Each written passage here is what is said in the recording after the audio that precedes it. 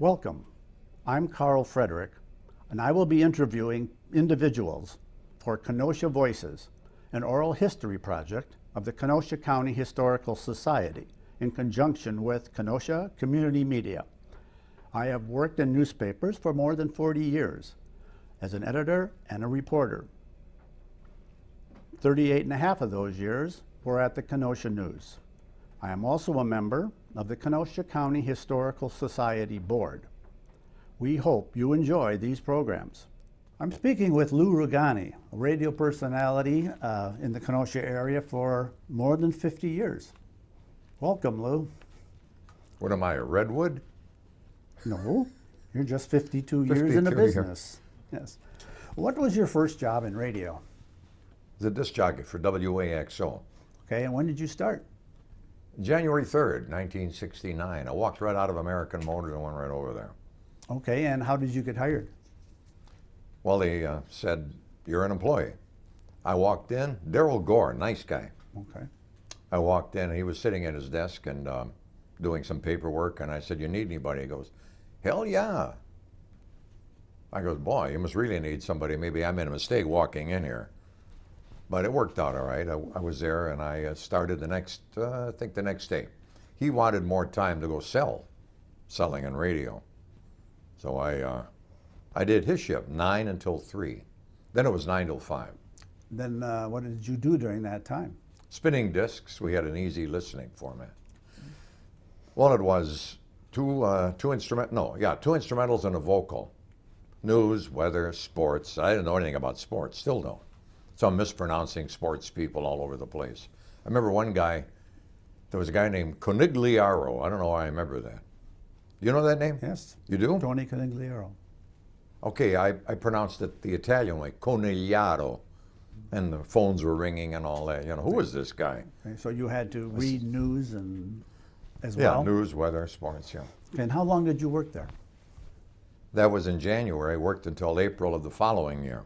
Okay. Made a lot of friends, learned a lot about, I'd never been on radio. I mean, oh sure, high school and stuff like that. Guests with WLIP. Okay, so you left in 1970 and went 70. where? Darryl and I, we both left. We went to work at Phillips Advertising, and we were doing a chain of radio stations in the Midwest. There was one in Woodstock, Rockford, West Dundee, Illinois, I can't remember the other ones right now. So then you went to Racine Station. Yeah, that was WFNY. They're no longer on the air, I don't believe. That was all easy listening. Okay, and what did you do for them? Well, that was automated. There were no discs. Everything was on open reel tape. So I made sure the tapes were loaded and then kind of take it easy until the hour rolled by or until every 3 or 4 songs were, they were not songs, they were instrumentals. And then I would do a little personality and stuff, talk about the tunes, do a little menu for schools. Excuse me? The menu for school luncheons, real dynamite stuff.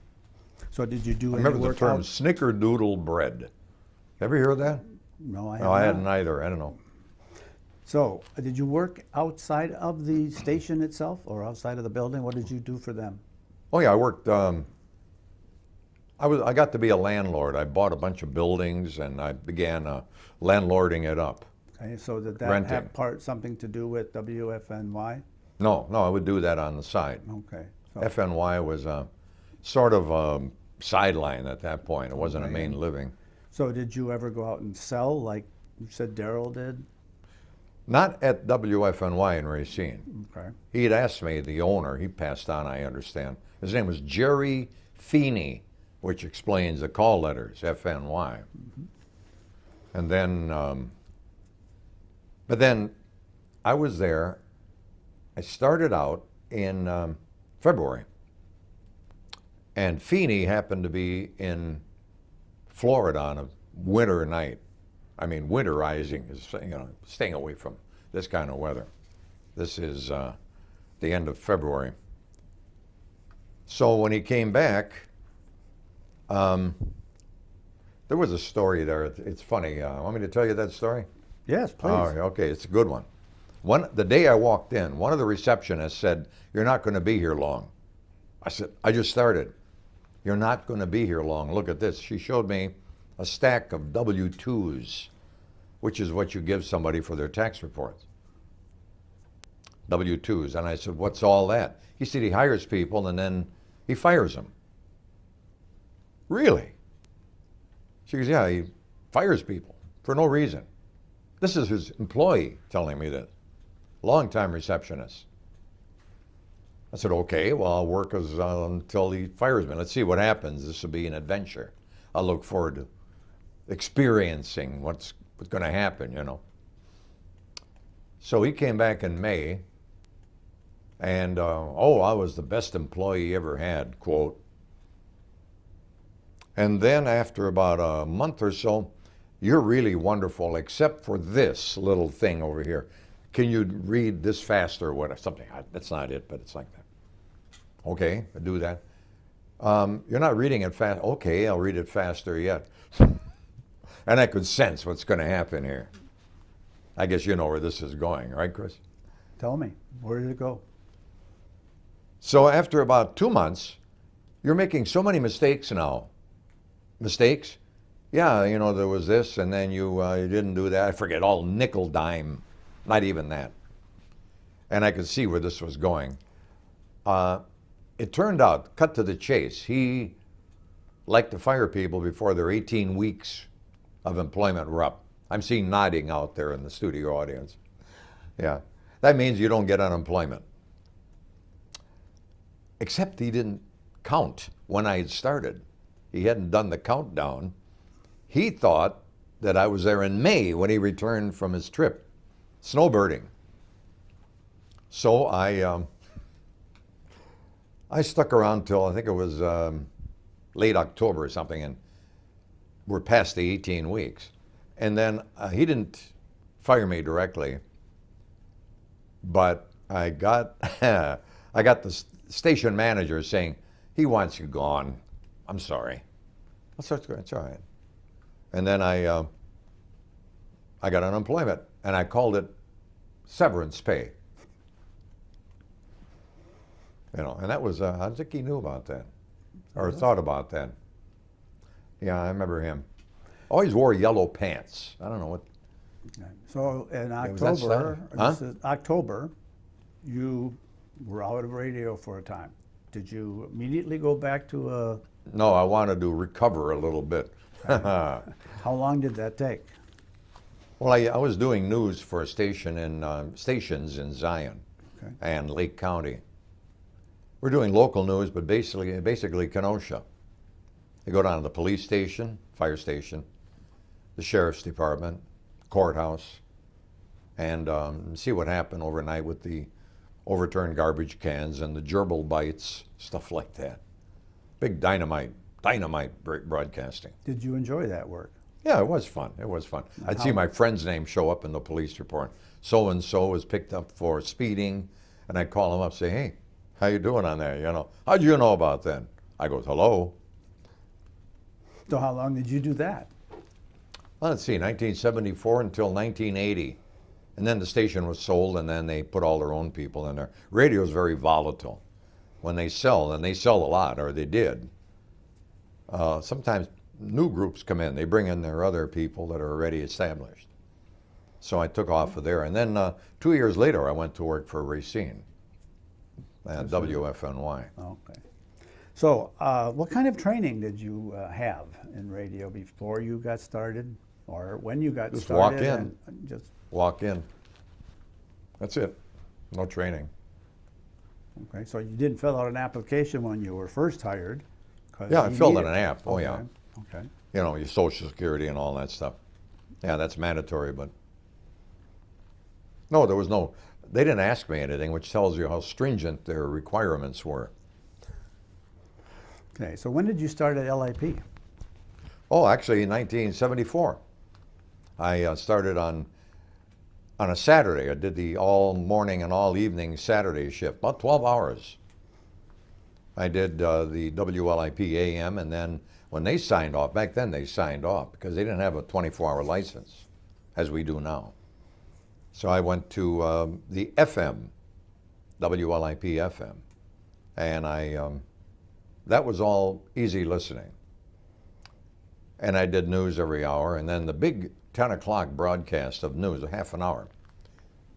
But I put it on tape. I recorded it because 12 hours is a long shift. It's all right maybe in some ways, but for some reason that's mentally fatiguing, so I just put it on open reel tape and ran that. It worked out fine. Okay. So in 92, you went to work at WLIP again? Or Yeah, right. Memorial Day weekend. Okay. And what did you do for them? I got a call from the manager, Ed Duty. He had been with WMAQ and NBC in Chicago, and he was running WLIP and WLIP FM. And then it was called WJZQ, WLIP FM. And would you like to do, as he asked, a big band show? I said, yeah. So I did that on a Sunday. The shift was 9 till 3 every Sunday morning and afternoon. And we didn't go on the air right on the first day because of road construction on Green Bay Road. They were digging it, and they had cut the cable for power. We had no power at the station, not even lights. Phones, that's all that worked, and the phones were all lighted. They've been promoting a big band show. Okay, big band, describe what kind of... Swing, jazz, you know, the Elgarts, Miller, Harry James, Tommy Dorsey, Jimmy Dorsey. Okay, and do you still do that today in Yeah. 2022? Oh yeah, still do it. Okay. Music of the Stars now. Okay. Back then there was no name for it, just the big band show. Okay. And Music of the Stars now, is that a lot of the same big band music? Or Only it's is expanded. It's more into stream of consciousness. You might do an hour on Broken Hearts or an hour on love songs, like for St. Valentine's Day. Were there vocals in Oh, this yeah. music? Oh, yeah. Okay. Comedy, parody, Spike Jones, Stan Freberg. It's a program. In other words, 1 hour or half an hour or a stream of, let's say, songs about loneliness. And then we'll go into, some crime jazz, like you would see with Count Basie was doing stuff for some of the crime shows of the 50s. Jazz, just jazz. Maybe a little dialogue, clips. Keep it interesting. And who came up with the hour segments of a certain theme? Oh, that's my idea. That was your idea, and did you change it every hour through the 6-hour period? Sometime every 20 minutes. Might go from, I mentioned crime jazz. There was music score from Double Indemnity in 1944, starring Fred McMurray, who, by the way, had a history in Kenosha. I didn't know that. Yeah, Fred. He was playing at the Twin Lakes Ballroom before he got his movie career. Tenor sax, good tenor sax player. He was with the Gus Arnheim Band. And there was a gal from Kenosha who took the train to Twin Lakes. And that ran all the way through the 30s until 39. The KD line still runs part way through Kenosha. You know the track. Right. Well, they struck up, I won't say a romance. They struck up a friendship for sure. And Fred would borrow his boss's truck, Carl Rademacher, he owned the ballroom, and take that truck to Kenosha, and they'd go see movies downtown here. And to the end of his life, he sent her cards and wrote to her, even though he's married. Excuse me. June Haver he married. Okay. Could you tell me a typical day at work, since it sounds like you're pretty much on your own, picking different themes for Music of the Stars and Yeah, well, Music of the Stars, that's on Sunday. I go in with my recorded ideas. And that'll change. Sometime it won't be all the same theme. You get a whim and you move with it, that sort of thing. And that runs from 7 now, earlier, which I'm glad because we have that early morning audience. People are getting ready to go out or dine or church, or they're just sleeping in, turn the radio on and they catch that. Sets them up for the day, I think. That's what I hear from people. Okay. Do you do anything else at the radio station currently, or did you do Yeah, I anything make coffee in for between? myself. Good coffee? Oh, it's great. We had a coffee over there, you won't believe this. You get a coffee brand like Folgers, Mountain Grown. WLIP's coffee, I'm not making this up, Racine Roast from the beautiful coffee mountains of Racine, Wisconsin. Juan Valdez up there, I can see him coming down on the Burro and going to, Junction Avenue, milling it all. What was the relationship between station management and radio personalities, or specifically yourself? Station management, we got a program director there. Now it's called a content director. And he adjudicates what's going to be on the air, what won't, and controls the program. His name is John Perry. I think he's very good. And I'm glad the station has him. He sets up. We have some good overnight broadcasting that I'm personally into, like Jim Bohannon from 9 till midnight. And then from midnight on, they secured George Norrie. And then from 4 till 5, there's a program, 4 till 5 in the morning. I wish it was on at a different time. America in the Morning, which is the equivalent of 60 Minutes. It's very good. And what is that program? Well, you're familiar with the 60 Minutes format. Yes. Like an investigative news magazine. That's what this is. America in the Morning. It's really done well. It's from Westwood One, which is the inheritor of Mutual Broadcasting and NBC. That's where Jim Bohannon emanates from and broadcasts from. We've been with Westwood Ones for 30-some years. We had a program called America's Best Music. That's how I got the big band job. America's Best Music, which was WLIP's format. Tuxedo music, you might say. It might be, stream of Dino Martino singing That's Amore. You know, I think we played that too much, 7-8 times a day, but you get the point. How about in other places in radio? How did the management and its personalities get along? There was no. I like union. WLIP. Some of those were really confrontational, like I mentioned, the one in Racine. And then there was another one in, I worked in Zion, and it seemed like they weren't keeping their people too long either. The station manager thought that somebody was stealing his polka records. Apparently, I didn't even know this, they were playing polka records. And so a bunch of people got fired. I hope his polka records are still there in the rack. No, they have different management now, and they've had some other ones in the meantime. I still chuckle over that one. So where's my polka records? In the closet where you left them, I don't know. So if you had a problem with management, how did you get it solved? I just go up and talk to them.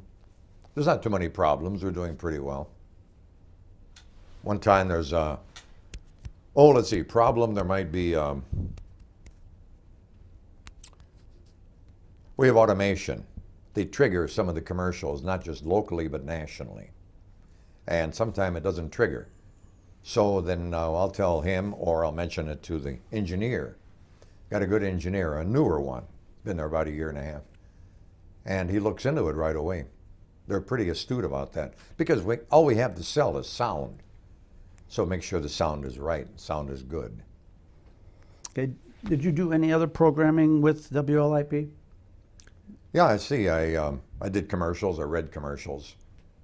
And I recorded some from some of the other ones. That's changed too.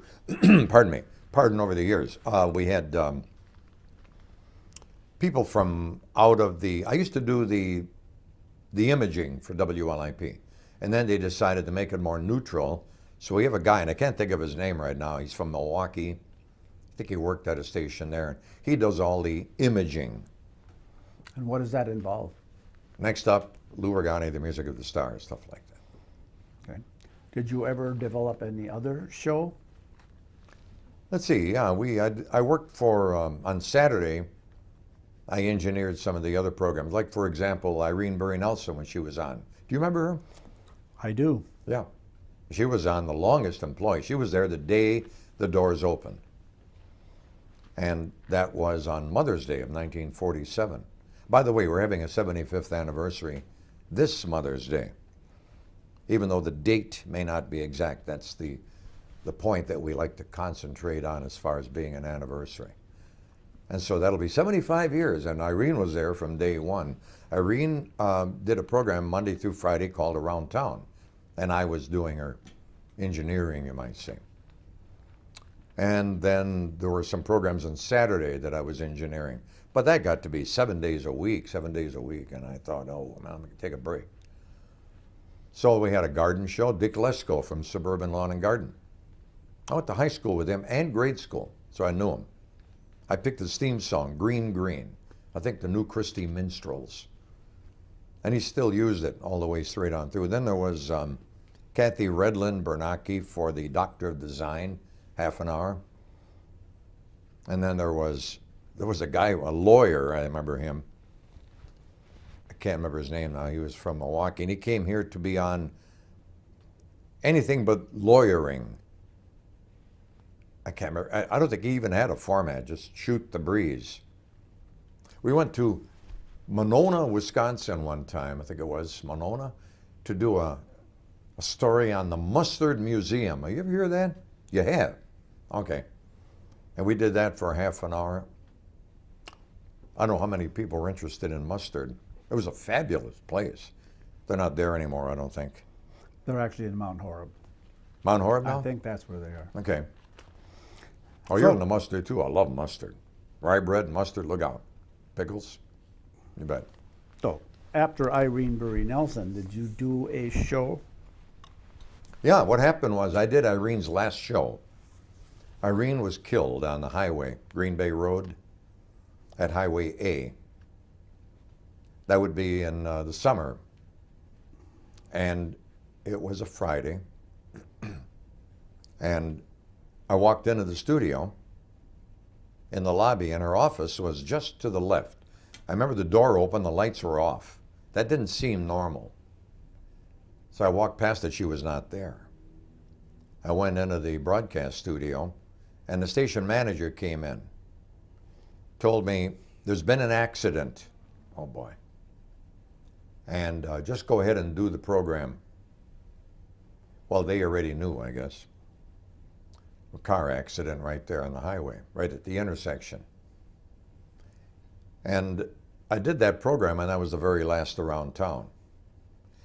And then we got into some other stuff, and John Perry said, would you like to do a Kenosha history program? I said, yeah, I didn't think about that. So we visited the History Center on Simmons Island and discussed the concept of doing local, area, regional history. Some of those stories are fascinating. Well, you know that, being part of the operation yourself. Fascinating. Kenosha's got a lot of wild and wicked stories. Like yesterday, the 82nd commemoration of the North Shore wreck. I did 2 hours on that. All those people dead and maimed. A lot of Kenoshans. There was a guy had just been engaged an hour earlier. Lived in Milwaukee. Norman Shinners, his name was. Shinners said he was going back to Milwaukee, except he didn't. He was on West 52nd Street at the home of his betrothed. Her name was Jeanette Bohannon. And instead of going to Milwaukee, which was 41, was not far, he went somehow on the northeast side, and I think he went to a bar and got drunk. And together, he and his friend, Frank Tomzak, drove right into the path of a North Shore train, 2 trains. He almost made it. He passed around a stopped car waiting for the signals, went around, and the train clipped him, and his car flew 400 feet, pardon me, and the train left the tracks, and it was the worst railroad disaster in this area, maybe ever. And I did that story yesterday, 82 years ago. So you have this history program for how long? When did that program start? Oh, that's going to be 15 years and the day after Labor Day. It's Remembering Kenosha.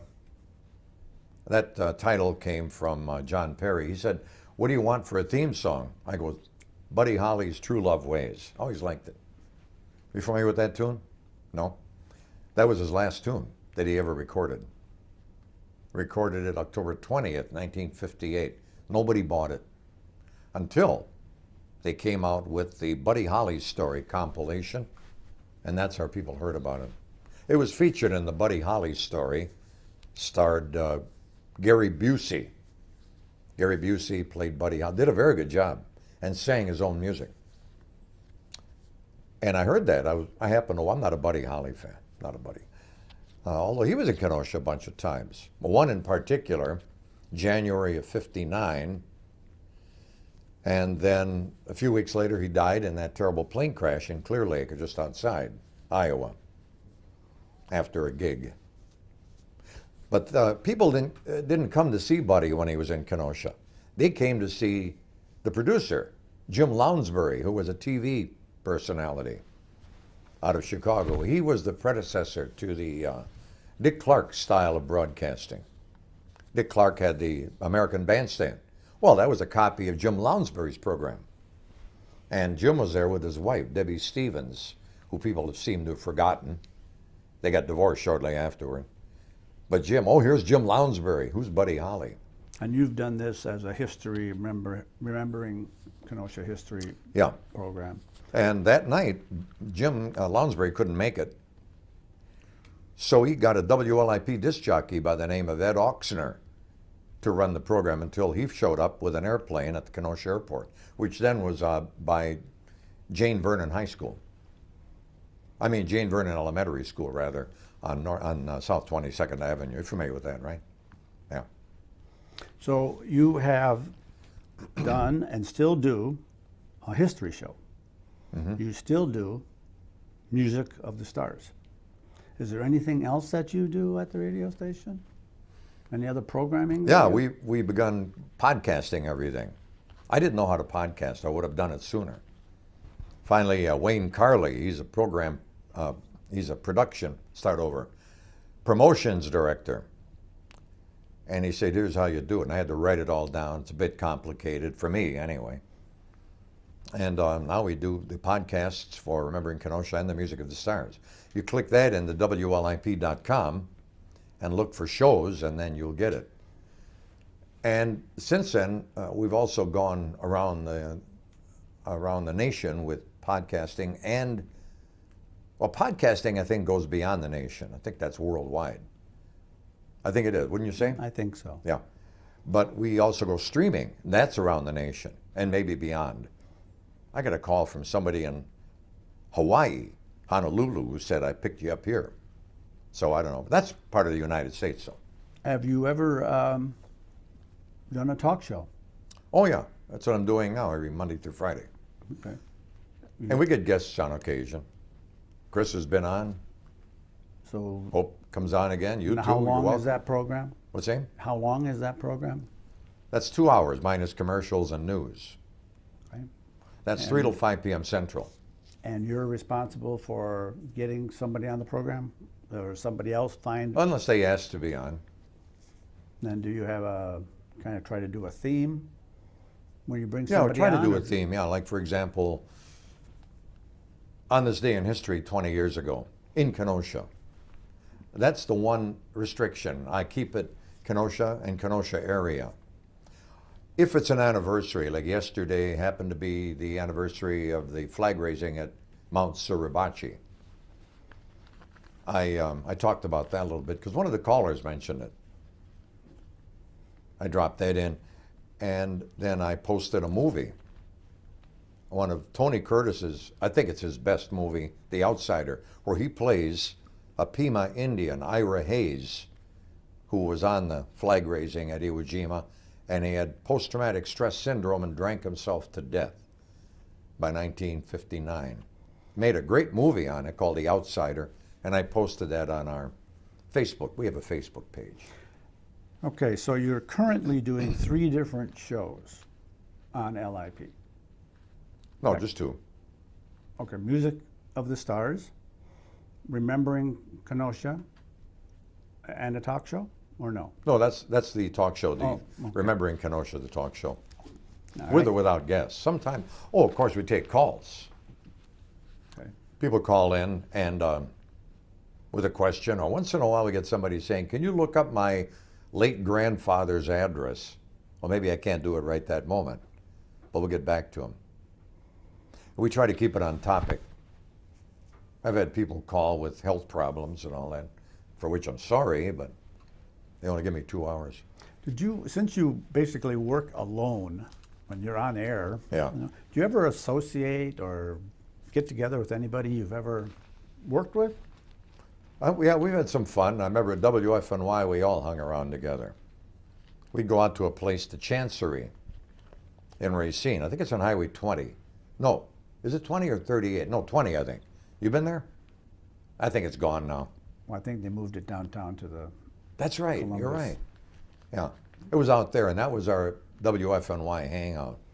At the Zion Station, we hung around at Burger King in downtown Zion. It was fun. And a place across the street called the Zion Restaurant. They had a salad bar that we'd destroy. By the time we left, of course, we left a good tip, you know. 50 cents is not a bad tip nowadays. okay. So have you done, you mentioned some of the things hanging around with people you worked with. Did the stations, any of the stations you worked at, were there any sponsored kind of events, get-togethers? Oh, yeah. Could you describe some of those? WLIP, we had, we just had a Christmas party at a local restaurant. Happened to be a sponsor. And you get to talk with people. That's about the only time that we get to see each other, is that particular party, because people come and go. It's a 24-hour station. Although most of the activity happens throughout the daytime hours. But we have programs, live ones, that run all the way till 9 o'clock at night. Like, for example, Paul Clark is on with a sports show, and he gets a lot of young people, not the pros, but high school, college, local people that don't get the recognition they might deserve. That's on Tuesday night from 7 to 9. Things like that. I'm not a sports fan, but Paul does a great job. That's just one example. Were there any other types of parties or any other types of things that got people together from radio stations? Somebody leaves coffee laying around sometime, and I'll put some of that away. And then on occasion, I see we get people that bring snacks in, but that's pretty much it. We're all pretty busy. And then the isolation thing, that separation business, that kept people from gathering a lot. But I'm sure that'll change now too, that's lightening. Everybody's going through that. So can you tell me any technology or that has caused a lot of change in the radio industry since you started? Oh yeah. Can you tell us about that? It started out with just radio broadcasting. You have a tower and a transmitter, microphone and music, and you put it out on the air. And that's over at 8500 Green Bay Road. You can see that tower for miles. In fact, if you go on Green Bay Road, it's one tower after another. One of the towers there at Dexter's Corner, which is Springbrook Road and Green Bay Road. I remember when that tower went up. That was the WAXO tower. And it's still on the air, still carrying the signal from the predecessor, the post-decessor, I guess would be the word, to WAXO. That's, I think it's a 500-foot tower. And our tower is over there, and that went up in the 70s. We used to broadcast from the Kenosha National Bank building. Still there, from the roof, but that was removed, and the tower then was moved to 8500 Green Bay Road, right at the intersection of 85th Street and Green Bay Road. And the transmitter is there as well. Okay, I don't want to get on too many details, but Let's think about technology. Back in the 90s, when Bill Clinton took office, I remember he called the internet the information superhighway, which means they couldn't think of the word internet. And I remember him talking about that way, and one day on the air making a presidential address saying that in one little strand of fiber, we can get how many zillions of signals to come across. Of course, that's old news now, but I'm going back 30 years. How has that changed? Well, now we have the internet, which you can pick it up on your cell phone. Back then, a cell phone, priceless. You had to pay thousands. And I remember even back in the 80s, a portable phone, you had to walk around with a briefcase and a handset that looked like a desk phone, like a banker would use. And how did that affect radio? Well, I think that someday radio will be, every station in the world will be available. That's my guess. It's a guess. I'm not an engineer. I don't understand electricity. I appreciate it once it's developed, and I see if it can be of any benefit with broadcasting. With more and more radio personalities doing the work? Yeah, let's hope that they have some talent. There's people with ideas now that we haven't even dreamed of. Maybe radio will have a camera, and every station will be a television station. I don't know. Look at kids. They're in their basements, in their bedrooms, going on the air with podcasts and with live broadcasting. The technology is there, and it's not that expensive. The internet. And the internet's not fully developed either, so that may be the future of radio, on the internet. And maybe the radios that we have now will be obsolete with tubes and transistors and solid state. Maybe everything will be on our cell phone. Television is on your cell phone now. Sure, you can buy a TV set and put it in your living room, your bedroom, your kitchen, your rec room. But you can see the same thing on a $30 cell phone. I got that Motorola right there. I paid, what, $60 for it. And I can see anything that's on YouTube. Just about every movie ever for free. Over all this time, being in radio from '69 to the present, here in 2022, what has been the best part for you being on radio? Oh, getting to play my music, getting to produce the music of the stars, and getting to dig up rare stuff about the history of Kenosha and surrounding areas. Like, we've dug up old stories. I got the FBI file on the Anthony Biernat murder, and we did that on the exact 10th anniversary. Not 20th. What was it again? 63. Yeah, the 50th anniversary. I'm thinking of something else. 50th anniversary, I had the FBI files, and we did a whole week on the Anthony Biernat murder with facts nobody ever had out to public. And that was something that had worldwide repercussions, and it got Bobby Kennedy involved into investigating La Cosa Nostra, that particular murder here in Kenosha County. So you have been in radio now for 50 plus years. How long do you think you'll be going? Until they throw me out physically. I'm not leaving peacefully. Not leaving. Okay. Thank you very much, Lou. I want to thank you for the opportunity.